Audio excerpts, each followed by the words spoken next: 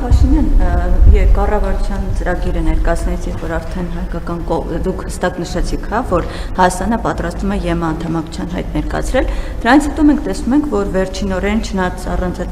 այսպես փոխադարձ խայթոցներ հնչում են, բայց ռուսական կողմից ավելի կոշտ, այսպես վերջնագրերի տեսքով հայտարարություններ են հնչում, օրինակ իրենց պետդումայի խոսնակներ ասում, իրենց ձևակերպումն են բերում, ասում են Հայաստանը ցինիկաբար շարունակում է օգտվել ԵԱՏՄ արտոնություններից եւ միևնույն ժամանակ ԵՄ այսպես դեպի ԵՄ քայլեր է անում, ասում էր գնացեք ԵՄ, բայց գոնես կեղծ օրակարգը մի խափեք մեզ, մի այսպես էս կեղծ օրակարգ առաջ տարեք, ՀԱՊ գլխավոր քարտուղարներ ասում էր միայն ֆորմալ առումով է մնում անդամ, բայց ոչ նիստերին է մասնակցում, ոչ զորավարժություններին, ոչ 3 տարի անդամավճարներն է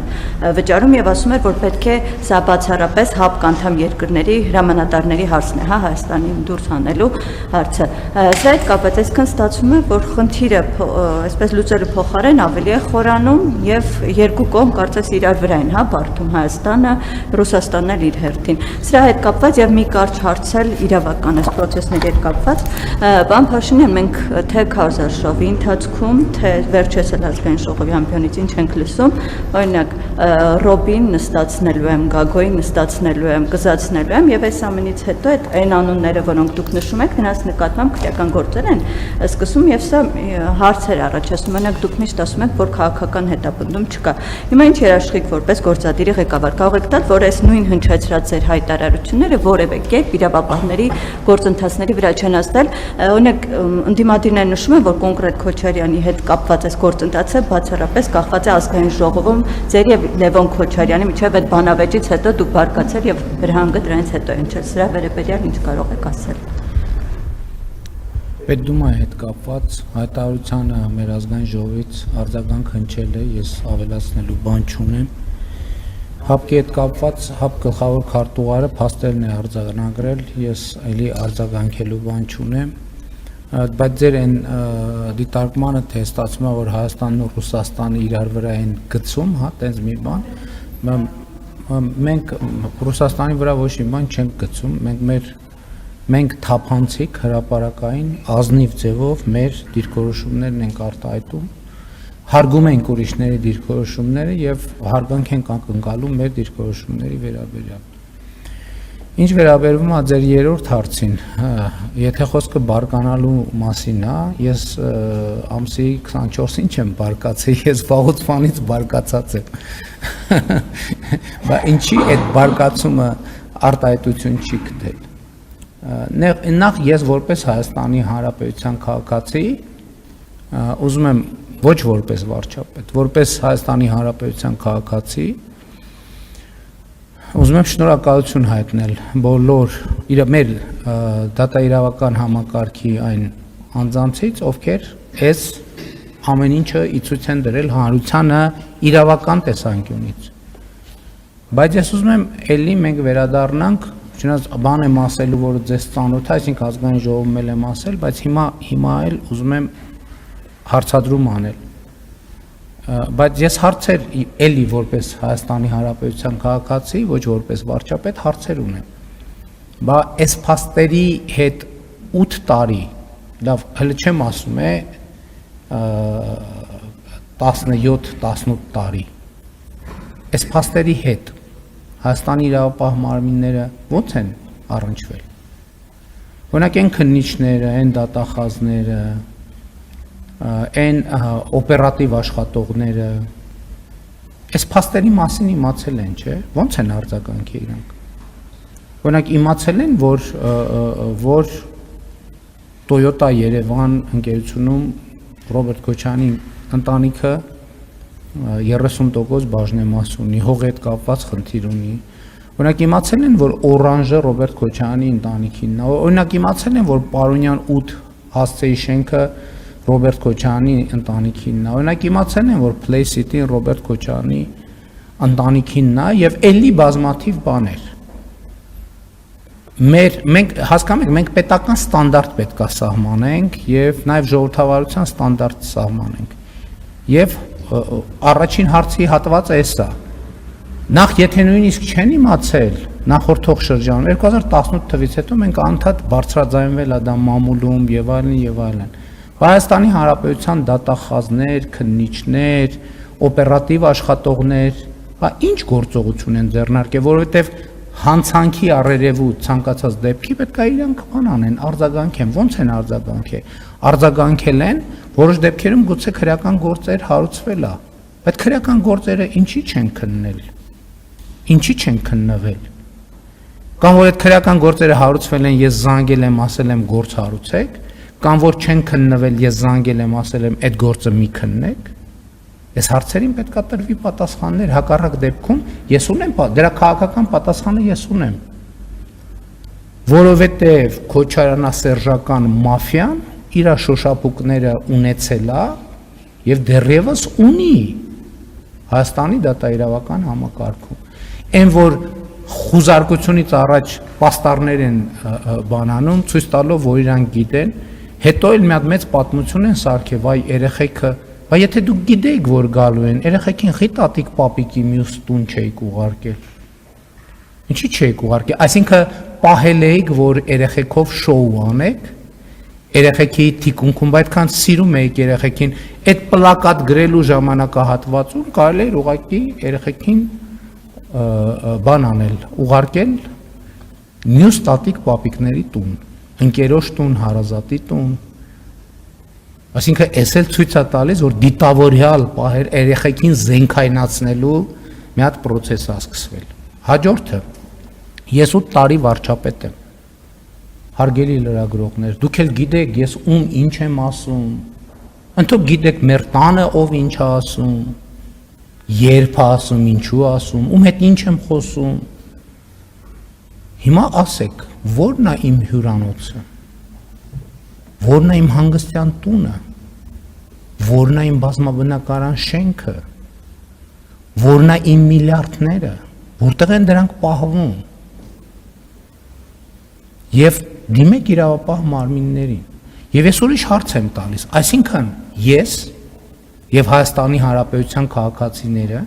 եւ Հայաստանի Հանրապետության իրավապահ համակարգը պետքա տենց բաց աչքով նայենք, ասենք դե բաները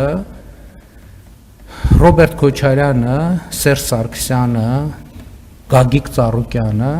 իրանք դե վերին արտի ցորեններն են, իրանք կարան դե թալանեն Հայաստանի Հանրապետությունը, հետո սենց սերնդեսերունդ այդ թալանը ժառանգեն։ Եվ ես շատ հստակ թափանցիկ, խնդիր եմ ձևակերպել այս ամեն ինչը, ընտրություններից առաջ, ժողովրդի առաջ։ Եվ ժողովրդին առաջարկել եմ, որ առաջարկում եմ մեր պետության այս ոլորտում այսպիսի քայլեր, որոնք չանելու համար մեղադրում եք ինձ, բայց այսինքն եւ ժողովուրդը գնացել է քվեարկել է, եւ ժողովրդի կամքը պետք է իրականացվի։ Հիմա ոչ մեկ չարտ չի տալիս։ Այդ միլիարդները Ռոբերտ Քոչարյանին որտեղից, ասում է բիզնեսով ենք զբաղվել։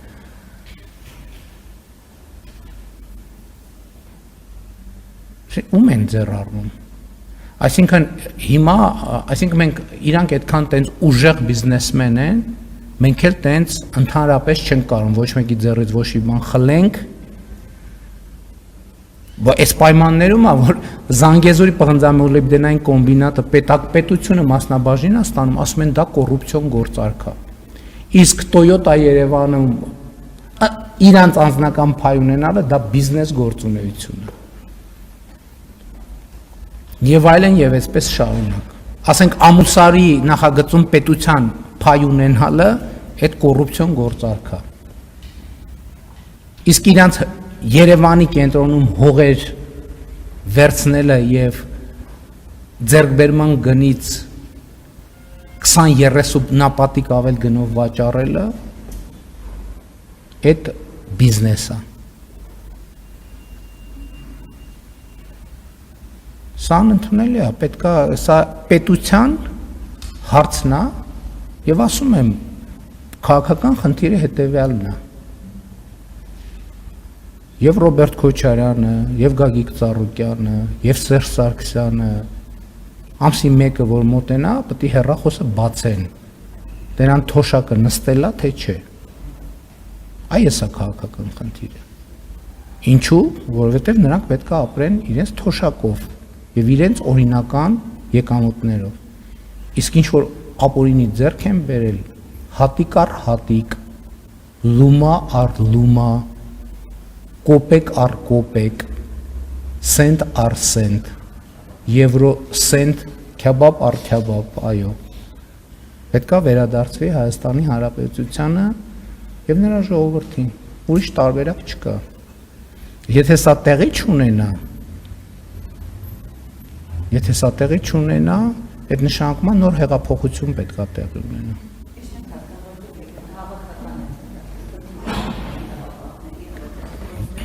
Ես այդ քաղաքական խնդիրը ձեր բոլորի եւ 40,000 մարդու աչքի առաջ դրել եմ ժողովրդի առաջ եւ պետության առաջ եւ ժողովուրդը դրել է բոլորի առաջ, կառավարության, դատաիրավական համակարգի, պետական եւ տեղական ինքնակառավարման բոլոր մարմինների առաջ։ Ժողովուրդն է դրել։ Դուք ներկա չեք եղել կամ առնվազն լսած կլինեք գոնե հունիսի 5-ի Հանրապետության հրապարակում տեղի ունեցած հանրահավաքի մասին։ Կամ Գագիկ Ծառուկյանի հետ կապված։ Այսինքն նոր են այդ քրեական գործերը։ Ինչի չեն քննվել։ Ես ասել եմ մի քննեք, կամ ես ասել եմ գործ հարուցեք, կամ ես որևէ բան ասել եմ։ Ես ինչ որ ասել եմ, դուք իմ ասածների մասին գիտեք։ Հրապարակային եմ ես, եթե աշխատանքային մակարդակում ինչ որ մի բան էլ ասել եմ, կառավարության նիստերում, խորհրդակցություններում մենք հակակոռուպցիոն քաղաքականության խորհրդի նիստ ունենք, ամենատարբեր ձևաչափեր ունենք։ Այդ նիստերում ինչ էլ որ ասել եմ այն շրջանակում ինչ որ ասում եմ հրապարակային եւ դրա մասին բոլորդ գիտեք։ Հա եւ նախկին գլխավոր դատախազի գործունեությանն էլ պետք է անդրադառնանք։ Բա այս գործը, այսինքն ես ճիշտն ասած հիմա չգիտեմ էլ այս գործերը կոնկրետ երբ են հարուցվել, բայց ինչքան հասկանում եմ վաղուց ֆանից, բայց այդ փաստերը վաղուց ֆանից կան։ Այս բոլոր փաստերը վաղուց ֆանից կան։ Բա պատահական է, որ նախկին պաշտոնյաները այսօր բանն է ԱԾ տնօրենի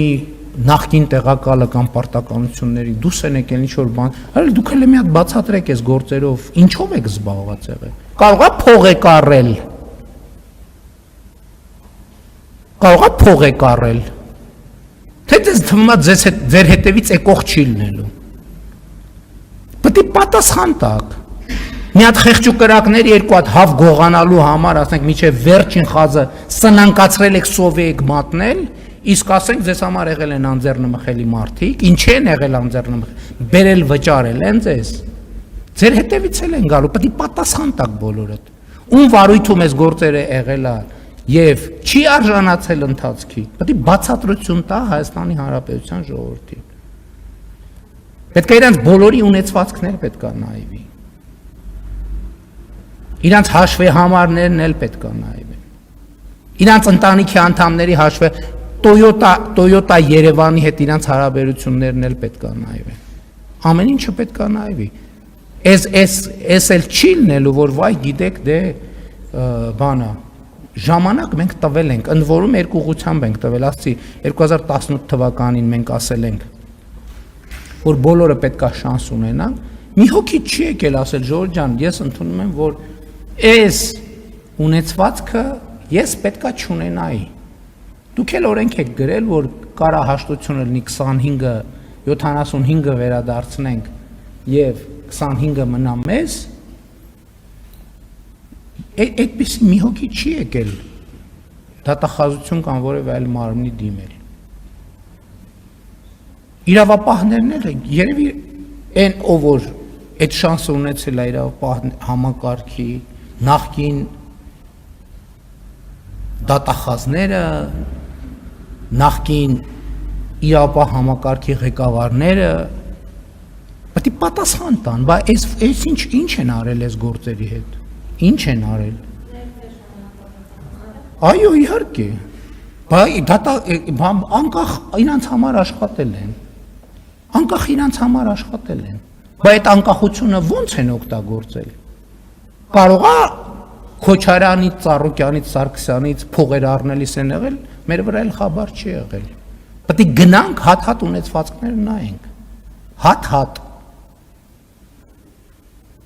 Կարող այսօր էլ կան մարդիկ, որ աշխատում են։